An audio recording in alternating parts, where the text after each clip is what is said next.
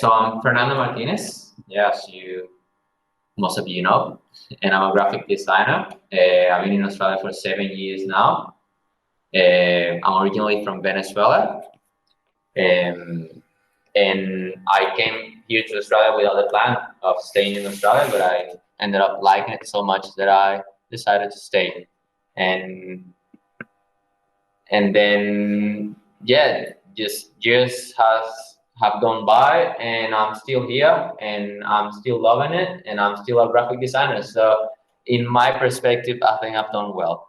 Um, Pedro and Daniela asked me to prepare a bit of a presentation and talk about my experience here, and maybe give people a little bit of an update on what's happening in the graphic design market, the things that I see on daily basis, and also my opinion and my perspective of the graphic design and creative industries in Australia, right? And I can design better than this, but I decided to make a terrible job with the presentation. So enjoy. Cool. The first thing I wanted to mention here was what's the plan that I had for the talk. So more than a presentation, I wanted just to have a chat with you and address any questions or any concerns or anything that you'd like to find out about the graphic design industry and the creative side of the Australian market. Okay. So this is a plan that I have. Pretty much based on the facts about the market here in Australia, and what I went through from landing in Australia as a graphic designer. I already had a bachelor degree. So how was that when I first arrived, and how is nowadays, 7 years later? And maybe share with you some advices, some tips and tricks on what to do or what not to do if you are interested in following that path of graphic design of any creative industry here in Australia. And then at the end, if you got any questions or you'd like to share your experience as well, would be really cool if you can also interact a little bit with us and tell us about yourselves and what's your plan as well. Okay, sounds good. Good, awesome. So the graphic design industry, and I'm gonna talk more about the creative industries because it's really wide. It's not only graphic design. We're talking about designing for web and digital platforms, UX, UI. So it's a really broad scope of things you can do as a graphic designer, not only here in Australia, but everywhere. So looking at that, we see that it's been growing quite a bit in the last 5 years or so. This is from last year. So obviously we've been impacted by the COVID-19. Things have probably slowed a little bit in regards to this, but still we see a trend of increasing an increasing amount of people getting into the creative industries.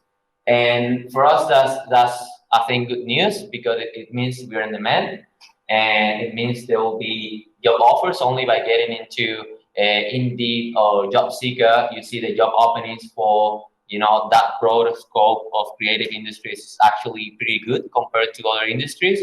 And I think it's only comparable to web developers at this point when it comes to that type of jobs. Okay. Funny thing is that at the end, you're gonna be asked to perform in a certain way as a graphic designer. You are asked to have a set of skills to be a successful graphic designer, or at least carry on with graphic design work in Australia. And at the end, I found out, or I've been noticing that the average wage is actually not huge. It's quite steady comparable to other other avenues. So you obviously gonna be asked to be a creative and always have fresh ideas, be up to trend. Obviously, just keep all your knowledge up to date, which means upskill and always be researching and learning new things and adapting to new platforms or technologies. That's something fairly common for a graphic designer, and obviously building the relationship with the right people that is gonna take you to upskilling your upskill yourself and obviously do the networking to get where you want to be as any other industry, and just basic things that you would do, you're expected to do if you're sitting in front of a computer, like answering emails and obviously having a good level of English and you're able to translate briefings and so on. So you're talking about a professional that is fairly skilled and probably money-wise, not comparable to a web developer, for example, which easily, and get me if I'm wrong, but would double this roughly. It depends on the technology, yes, it's around 100K a year. Yeah. So we're looking at that. That's why I wanted to see this other side of graphic design and not only think about the money side, which is obviously important. And not don't get me wrong, I think anyone here in Australia or almost anyone can live with an average, and this is an average. This doesn't really mean that you are going to get this money if you're working full time. This is obviously got across, all levels of graphic design, which includes also junior graphic designers, which usually don't get very good wages, but you're looking sometimes at senior graphic designers, which easily will double up this amount of money.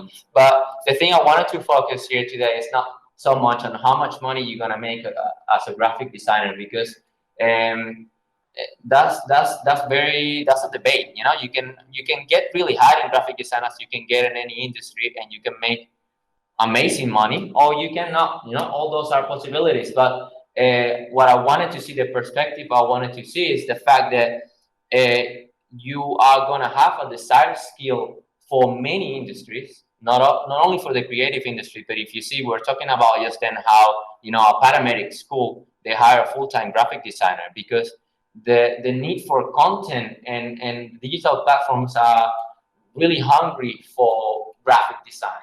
So it's not odd to see graphic designers working full-time in an industry where 10 years ago or even 5 years ago you would dream about having a graphic designer that would pay their cousin to do a logo and design a newsletter once a month, that sort of thing. But now it's different. So you are desired in the job market as a graphic designer. It's not, I talk from my own experience, like if I wanted to get any job as a graphic designer because I need the money or something like that, it's actually not hard to find a job as a graphic designer.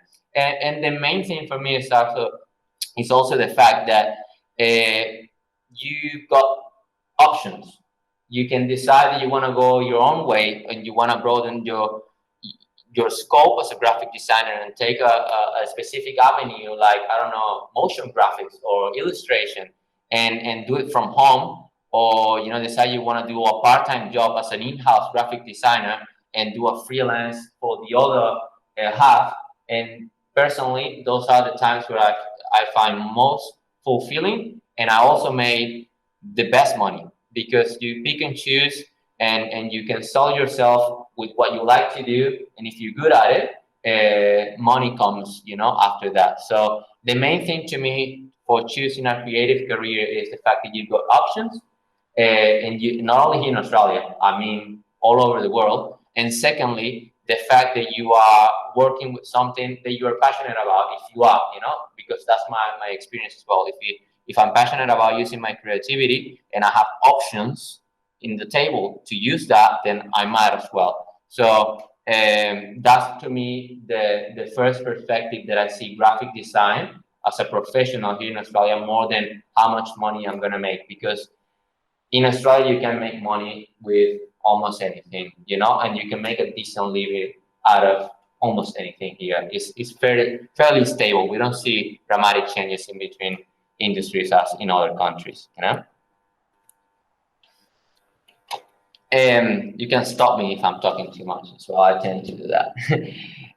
um, the second thing I wanted to share with you guys is like, and this is something that I get approached quite a bit, both teaching and normal life, you know, on daily basis, from anyone that's coming from overseas. It's like, oh, so how do you get to become a graphic designer in Australia? Or what's the best way to do if I just got here?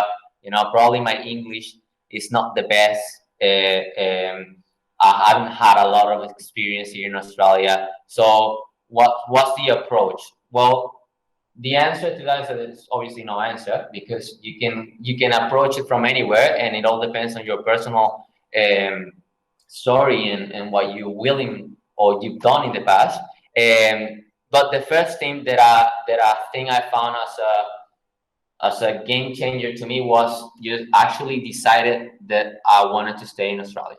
You know, once I made my mind that I like this place and I wanted to stay here, then you're willing to, you know, go that extra mile, make the effort, and actually work your way towards, you know, doing what you want to do here. You know, you decided you want to settle down here in Australia, then you've got like this extra power, I would say, or this extra will of, you know, doing things and learning and doing that, going through that effort, you know. And the second thing I think made a huge difference for me was like taking the right path, education wise, you know, in the educational field. Why I say that? Because we tend to overlook the fact that we are, as overseas students here, we actually on a mindset that tells you, okay, so you're paying for education, but not paying for the education, but paying for a visa or for a time frame to stay here in Australia.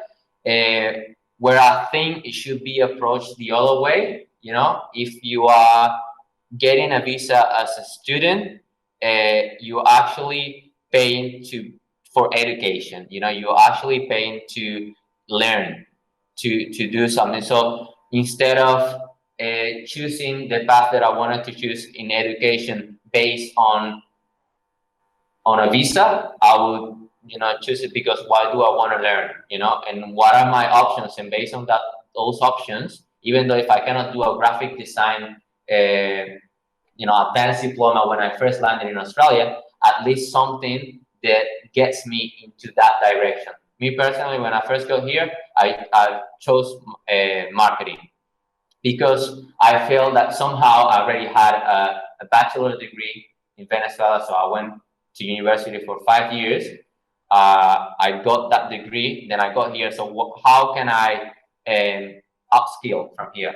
What else can I you know, link my career so I can make this my professional path? So I had that option and I took it, and I think from there it got a lot easier. You know, instead of just going and, I don't know, doing hospitality or something like that, which is valid if you need to do it, and it's your choice. But I think a shorter way is just actually choosing something that is related to graphic design, and that also helped me with a major thing, which is your English skills. It's not a secret that if you're gonna be working in an office and you're gonna be listening to a brief and understanding a client, well, you need to have some sort of a decent level of English in Australia. And I think if you get into certain industries, you might not need English as much. You might not need to express yourself or understand people as much as if you were doing, you know, marketing or graphic design, and you had to be dealing with that on daily basis. And the third thing, sorry, I would say is that I started surrounding myself with the right people or like-minded people on like towards what I wanted to do. And with that, I started to doing a lot of community initiatives and social projects in the Gold Coast. That's how I came across Pedro as well in Mindroom. with a community initiative called MI Social Lab 2 years ago, maybe, Pedro, something. Yeah. So we carried that out, and obviously it was fantastic personally, and even if I didn't have any rewards, physical rewards out of that, it would have been great. But the cool thing about all this is that when you start surrounding yourself with people like that, they make your life a lot easier, make your path a lot easier. So I would say professionally, being in contact with Pedro and Mindroom, that helped me heaps into getting another job as a graphic designer, and always being connected with people that could help me achieving what I wanted to achieve. So that's, to me, a really big one. And obviously, once you are kind of like set up and you've got your English skills right, and you feel more comfortable with that, I think you need to start working on yourself as a graphic designer. And to do that, obviously, you prepare a portfolio, and you make sure that portfolio has a good amount of work that shows what you do, what you can do, but also tells employers, you kind of like tailor-made this. I tailor-made this portfolio for the right employer that I wanted to attract. It's really, maybe as a graphic designer, we're always tempted to do something super trendy and, like latest trends of 2020 and gradients and, all that. But I think you always need to keep in mind, so who am I targeting with my portfolio? Who do I want to be looking at this and saying, I want this person working for me? And I think that makes all the difference to attract the right employer. In my case, because I already had some experience on the printing industries. I wanted to attract an employer within that field, because I knew it was going to be a lot easier to be attractive to those employers, and that way get a permanent residency, or achieve that extra step to settle down in Australia. And then obviously, once I got that ready, I made a bit of a plan on the places I wanted to be hired as well, or the places that suit my condition visa wise, like on immigration basis. And based on that, I made like a map of potential employers. I don't know if you guys have used it, Dropbox Paper. Have you heard about it? Dropbox Paper. So it's an interactive live document online, similar to a Google document sort of thing, but few more features. So I tend to have that, and then add links and contact numbers, and even a log of when I went to that employer, what they said, what's the next step, if I need to send them anything else, I need to be in contact, and so on. So I had that map, and then once I had it, I start visiting people. Instead of only sending emails and doing phone calls, I actually did trips up here. I was living in the Gold Coast. I did a trip up here for a day, from really early in the morning till the afternoon, just knocking doors. Hello, I'm Fernando. I'm a graphic designer. I'm looking to move up here, looking for a job. Here's my card. I know I don't have an appointment. We don't have a lot of time to talk. Maybe you do with one or two. Maybe some people won't even open the door or say, no, you're fine, see ya. And that's all good. That's the way you need to be prepared for rejection. But at the same time, that got me a few shots, and that's how I landed the job. And then at the end, I stayed here, and I'm still working in that place in Seville. So, and it was actually the second time. I actually perfected my plan in the second time, but it was the second time that I went to a similar process, and I got a job. So I always recommend this to people that I know are looking for jobs as a graphic designer. It's like, don't stay behind the screen all the time. It's good to have your portfolio. It's good to be able to send a good email, but it's also good to introduce yourself personally and show that you've got social skills, and you feel confident about what you do, and you can approach and shake their hands. Not right now because it's the COVID-19. Don't do it. But you are there, and you are willing to make an effort to get that job, and I think that's highly appreciated in Australia. Okay. And then some stuff that I learned in the last 7 years here.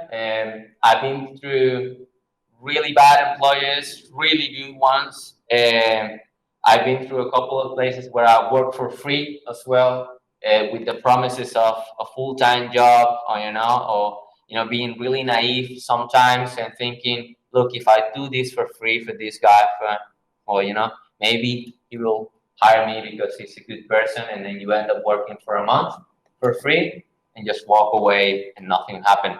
But I've learned, like, even when nothing happened, at least you got an experience, and at least you got, that extra step, and you've got that. I would say you're one step higher now that happened, because you are experienced now in that aspect and you can approach people differently. And so the things that I found really important as a graphic designer here in Australia is try to explore a little bit as a graphic designer as well. It's not only about doing what the employer wants or what the market says you need to do. It's also exploring as a graphic designer all the different avenues. And I've done video, I got into web development as well.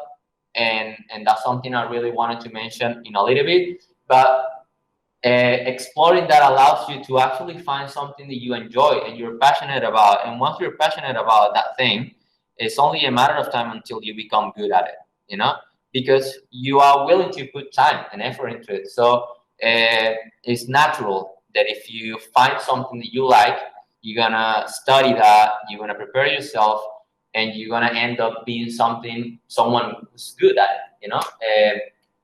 I was telling Thiago earlier today, it's like going to the gym. You exercise and you get fit, and lifting weights. It's a lot easier. It's the same with creativity. It's a muscle that you work out and you get ready to solve problems and come up with ideas a lot easier than what a normal person would do. So I would say trying to find that thing um, that you're passionate about, and also be ready to change it, because you need to be adapting to what's happening around you. Like, I found personally that I really like print design and editorial, but now I saw with current trends, you see, you are almost asked to be ready for web development and be designing for web and digital platforms. So it was only a matter of time for me to say, okay, I need to learn this. And now this is what I've been doing for the last 2 years. Instead of only focusing on graphic design, just trying to spice it up with a little bit of web development sort of thing, that because that's what's attracting employers. And not only that, that's what's needed as a graphic designer every day. So if you cannot do that, you're limited to the amount of things you can actually work with. So I would say, web is a big thing right now, and dynamic content, as Pedro was saying earlier today, video and animation and motion graphics, that sort of thing is kind of like a thing of these days, I would say. Obviously, being resilient and being willing to, go through not so great times as well sometimes is part of every industry. And I'm pretty sure, Rodrigo as well, as a developer, you go through good times and not so good times, and you go through a lot of rejection, unless you're very lucky. That's why I put here, be resilient or be lucky. That's the two options that you have. I haven't been, I would say, overly lucky, because I've been through heaps of fallbacks sometimes. But overall, as I say, I'm here, I'm a graphic designer, I can make a living out of that, and I do what I like, so I consider myself very lucky, So I think that's a good thing. The other thing I wanted to tell you about is that always keep in mind that you need to upskill. It won't happen if you are not willing to learn. And now that all the knowledge is out there, you need to be ready to do a lot of self-learning and be willing to do research and constantly update yourself on new technologies, new trends, all that sort of stuff, because it would make the difference in between, staying here or actually achieving some growth as a graphic designer. So that's a big one. And the last one, once you are working as a graphic designer, I would say put value into what you do. I know it's really tempting to, be the cheapest guy around because you're gonna get more work potentially. But in my experience, you're not gonna get the right type of customers by doing that. And also by doing that, you're also affecting the market, and you're also affecting the people that works around you and makes a living out of this. So be prepared to put yourself in a position where you can value what you do and then price it right. Be aware of what I'm not going to go here into pricing, but information is out there, and you can compare to same level of graphic design that you might be standing on, and try to sort of match that or get around that fairly decently. That's the big one. And if you guys have any questions or any insights you'd like to share, I would like to hear a little about you, and what's the plan, or if it's anything else, anything that I can help you with, that sort of thing. Have you felt when you try to get a job here? Have you felt like they don't want to give you the job because you were from overseas, like that you are not Australian? Do you feel this or not? I won't say that I haven't got the job because I'm not Australian, but there are some things that comes from the fact that you're not Australian.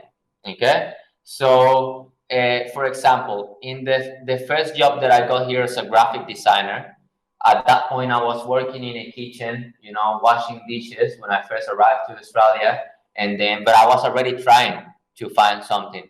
Obviously, I didn't have good English at that point, so because of my will, I actually got a job, or at least the promise of a job, a trial. The thing is that when I sat down in an office, I realized when someone rings me and try to leave a message or something like that, I don't understand what they're saying over the phone. So that's a limitation. So it's not necessarily because I'm not Australian that I'm not getting the job, but because I'm not Australian, I come from overseas and my native language is not English.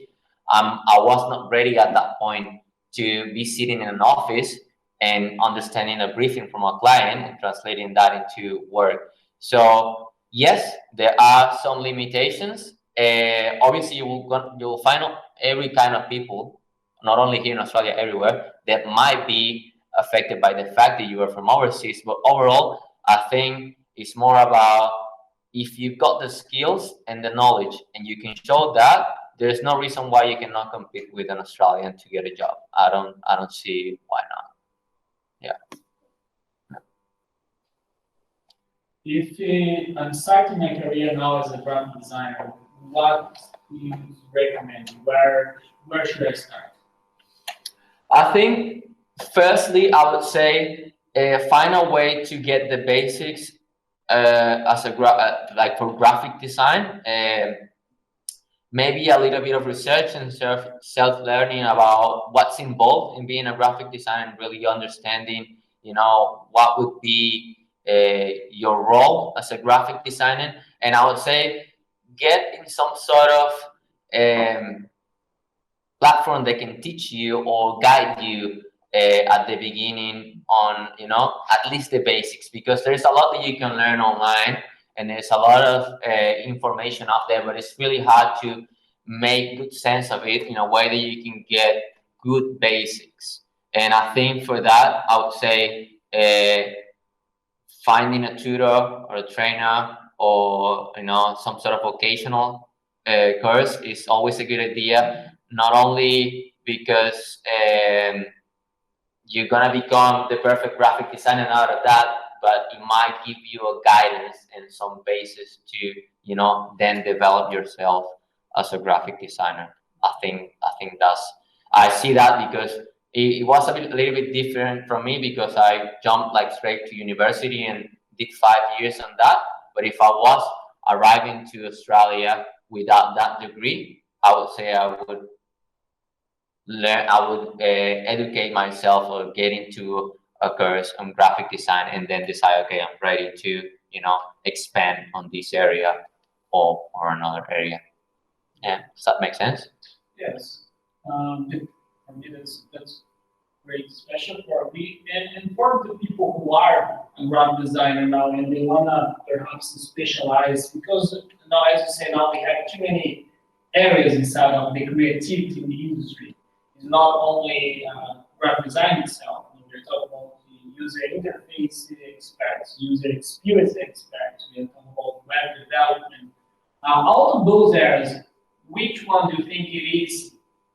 It's probably going to be a boom in the future. Probably going to be one of most required people for the next few years, especially now after during and after COVID-19.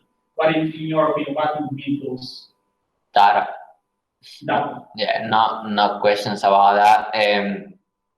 Well, maybe I don't know. You never know about what's going on in the future now with all this stuff, but everything is pointing to that direction. I would say. I know UX and UI is a big thing right now. Like seeing it as a graphic designer, as a transition into communications or IT. I would say designing for web or that sort of channel. I would say that's what I'm choosing. I think that because of my opinion, that's what I'm choosing to move towards.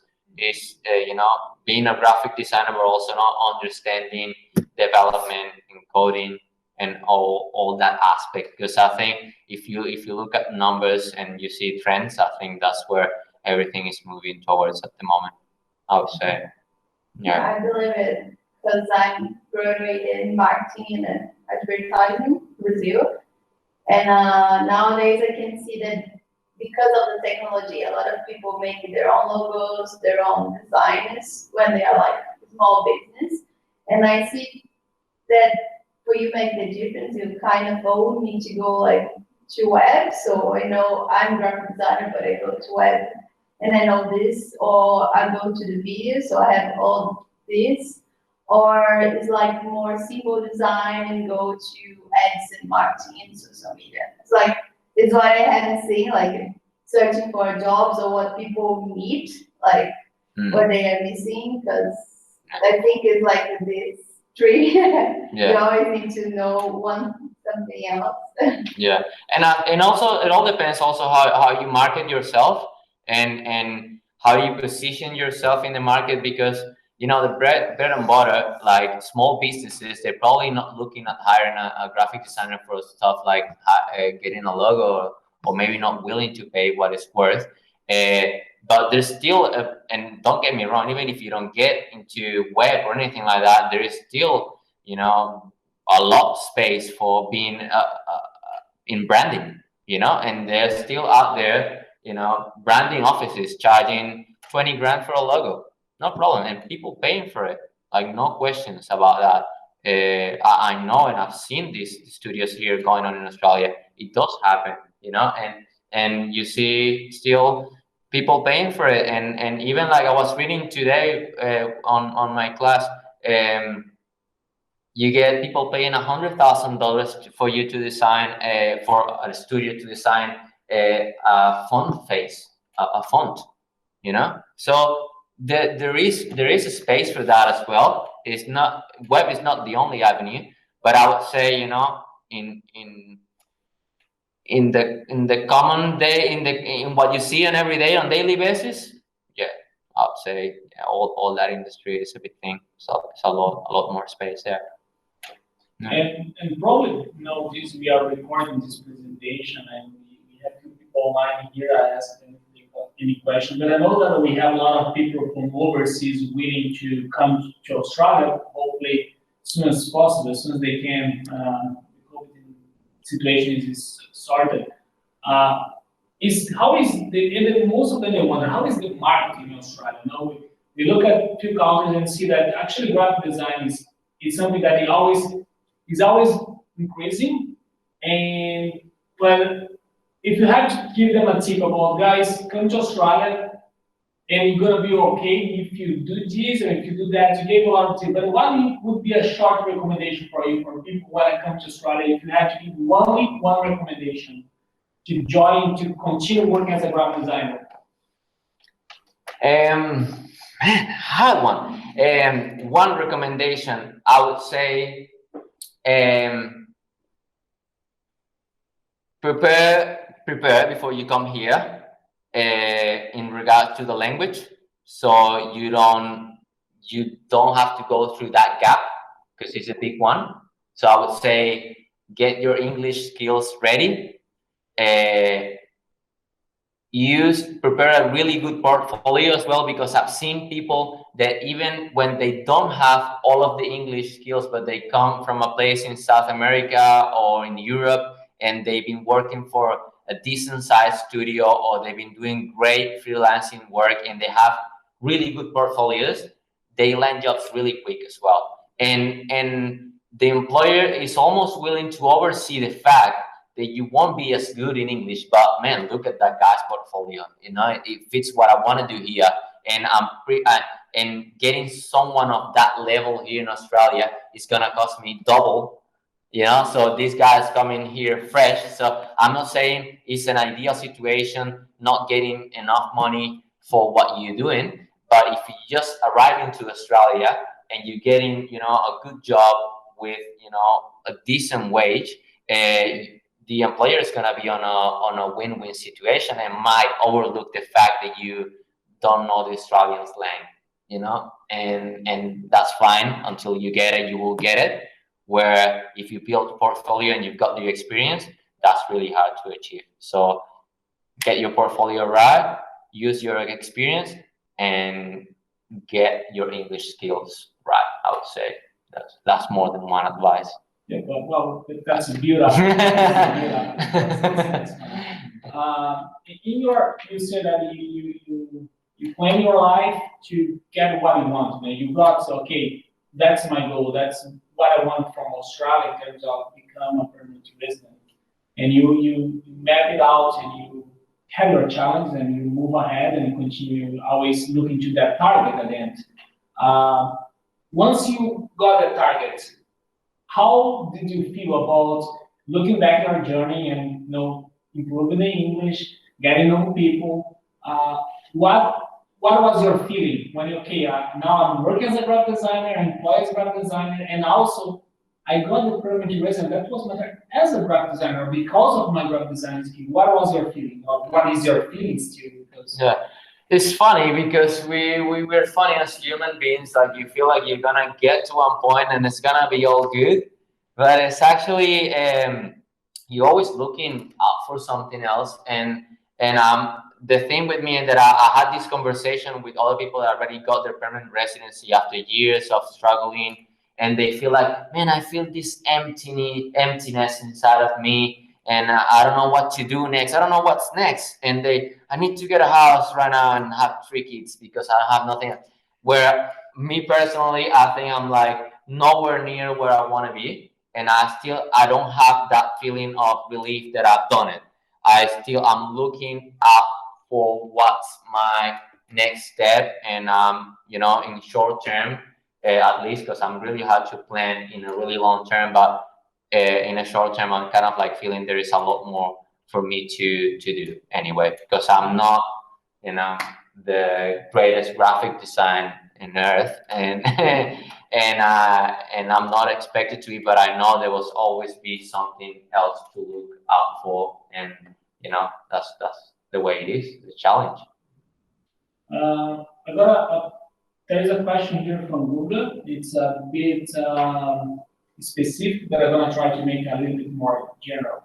The company that you got the permanent resident through a company, yeah, on the visa that was on last year, I believe, right? Yeah. Yes.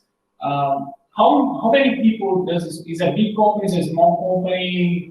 How was like, you know, has to be, it was a really huge company, they had 1,000 employees. What was the case of the company that was able to help you out through this path? Yeah. So just by the fact that it's up here in Nusa, which is even smaller than this place, there might be one or two, but there are not big companies up there anyway. So it's a really small company. We're talking about 4 employees only. It's a small studio, which I intentionally did that because I wasn't trying to get the greatest job as a graphic designer. My aim was to get an employer that wanted me to go there and was willing to accept my terms as well, because what I needed was, you know, a commitment from the employer and me, and willing to, you know, do what I need to do, and I'll be working for them. So I think for me, my approach was, I'm gonna try to find a small company where I can be a difference, where I can be someone that's gonna go there, and I got there and change the logo, well, redesign the logo, rebrand the whole thing, start to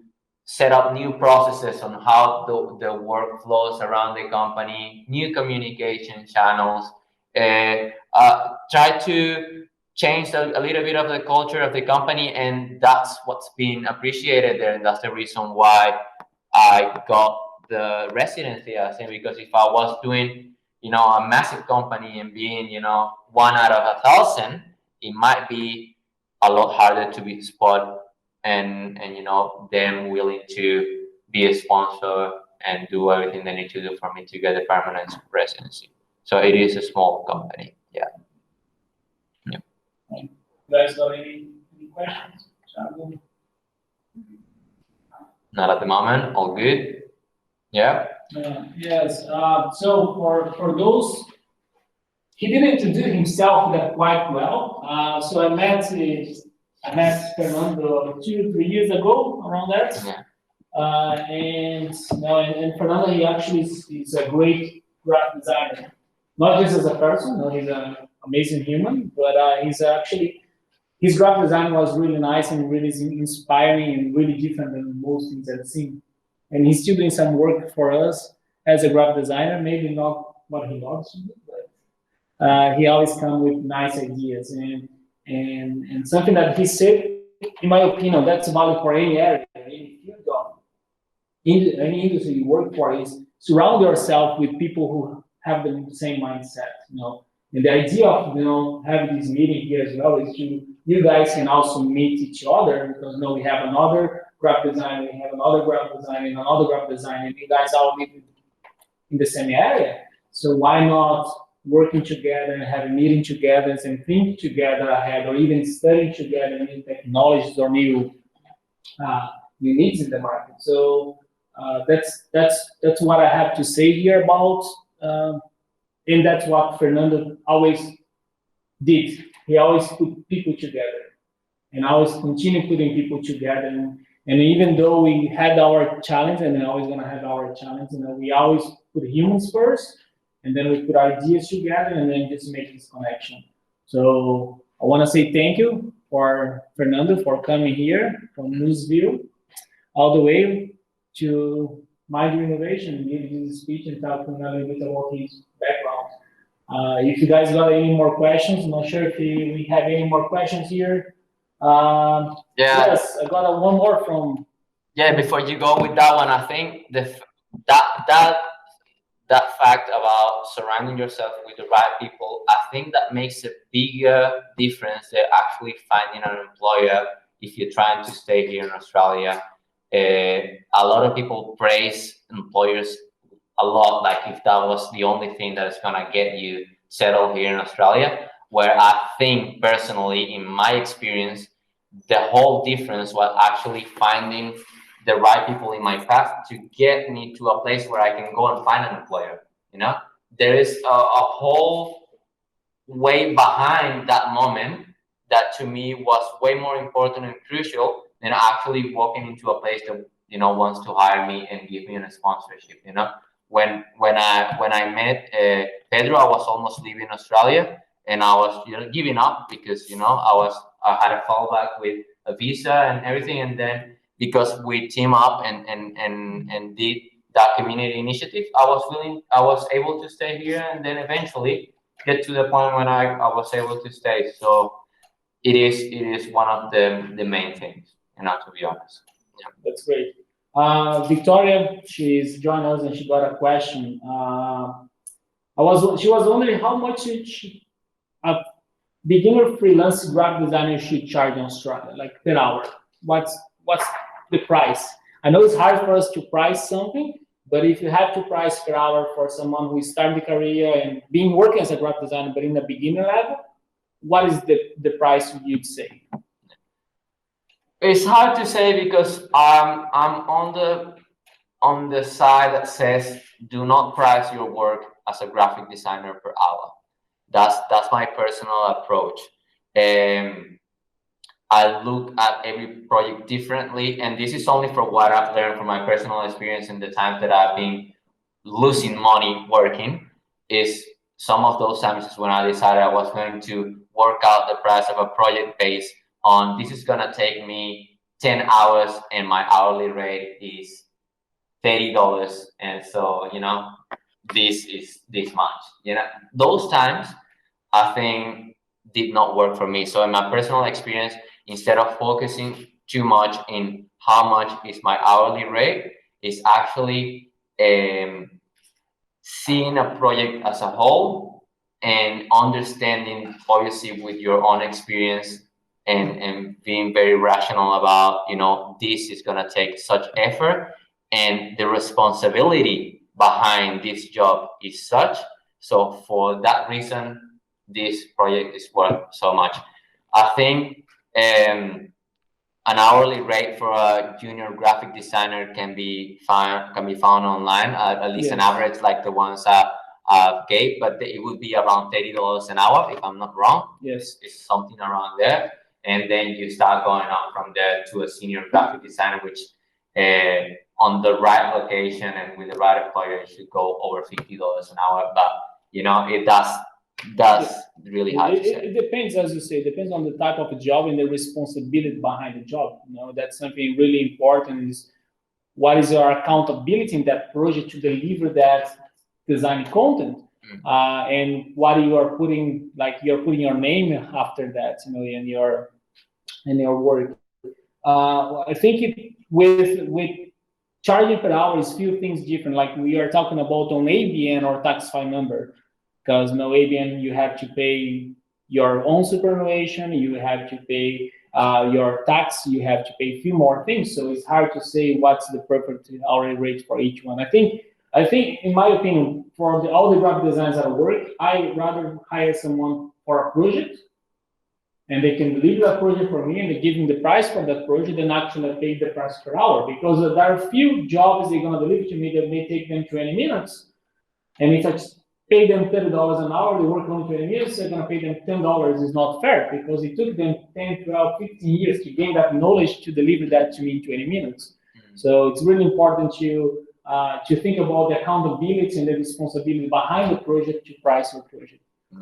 And I think I've learned that I think the final thing that woke me up from thinking about hourly rates was web development, because when you deliver something in web, you need to be really specific of what you are delivering, and you need to think of if this goes wrong, so how much is going to cost me to fix it, or how bad it's going to be if it goes wrong.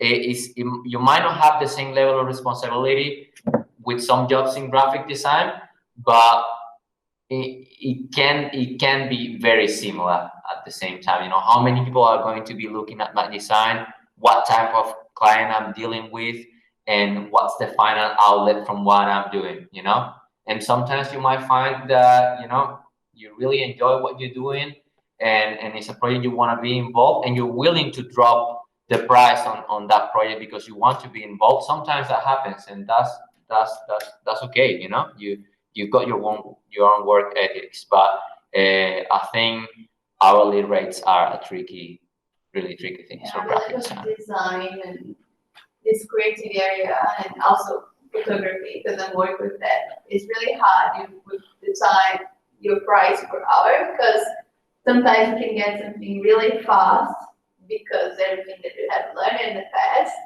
and sometimes you are learning something, it's not fair, you charge 10 hours, but because you are learning, so you are slow. So like, I believe that for projects, always the best when you're like freelancer, not a full-time job and all these things. Yeah, for sure. If you guys go to all the sites, freelancer.com, white pages, and you're gonna find people there who charge $10 an hour, and people who charge $100 an hour. And then you go there and you check each one and what they want, and then you see the difference between A and B, and then it's up to you to, that's if the type of market you wanna get in terms of getting paid per hour, you go to those websites, they really clear how much you're gonna charge, and then you got screenshots, taking screenshots of your computer to see how many hours you actually work on that project. But it's up to you how you want to work. I think when you charge per project and you're going to give a deliverable, and if you give something fair and a good result, bring better results to the business that hire you, it doesn't matter how much you charge per hour. You can be charged $30 an hour, or maybe you're going to charge $100 an hour. But if the results you are bringing are worth. So I think charging per project is a really good initiative and should always be the way. Yeah, agree. Yeah, and also for like the person who asked it is that you need to think about yourself, like how much I want to earn per hour. So I want a 30. You don't need to say that for your client. You just need to think about like I want my hour be $30. How long does it take to do this? So it will be the price of the project. You know, by yourself. It's always going to be the two sides of the the problem, because sometimes you may get a project, okay, it's going to take me an hour, it's going to take $300, I'm making $300 an hour, and then something goes downhill, and then this client doesn't come to the meeting, and you have a second brief, and the third brief, and at the end of the day, you have 10 hours of briefing, and could not even start the project yet, and the project may take an hour, but just the time you spend making the relationship with the client, is your hour, and then you don't charge that until you get actually the project done. It's hard to say how much you charge per hour. If you want to go, I think if you want to go to the hourly rate and you're good at this and you're good at sitting in front of the computer, just doing what people ask you to, then go to those websites. They have a tip tracking your computer, is going to monitor your screenshots, and you're going to charge per hour for amount of you work in that specific task that being asked for. Or you go for full-time and part-time employee, right? You can do that. Any more questions, guys? Any questions here? You guys, any more questions? Thiago? Bruno? Benny? No? So then, that's it now. Thank you so much. Thank you. Thank you for coming.